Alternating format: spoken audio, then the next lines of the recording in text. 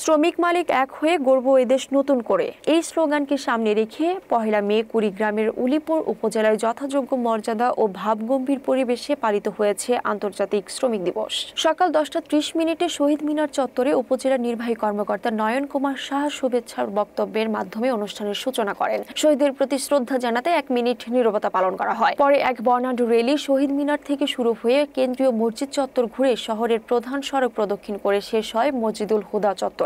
এতে অংশ নেন শ্রমিক সংগঠন, রাজনৈতিক নেতৃবৃন্দ, শিক্ষার্থী ও সাধারণ মানুষ। র্যালি শেষে সংক্ষিপ্ত আলোচনা সভায় বক্তব্য রাখেন ইউএনও নয়ন কুমার সাহা, ওসি জিল্লুর রহমান, বিএনপির সাবেক সভাপতি মোহাম্মদ হায়দার আলী মিয়া প্রমুখ। বক্তারা বলেন, শ্রমিকদের ন্যায্য মজুরি, নিরাপদ কর্মপরিবেশ ও সামাজিক নিরাপত্তা নিশ্চিত না হলে দেশের প্রকৃত উন্নয়ন সম্ভব নয়। 1886 সালের হি মার্কেটের আত্মত্যাগ স্মরণে পালিত এই দিবস শ্রমিকদের অধিকার আদায়ের প্রেরণা। বক্তারা শ্রমিক বান্ধব বাংলাদেশ গঠনের ঐক্যবদ্ধ প্রচেষ্টার আহ্বান জানান।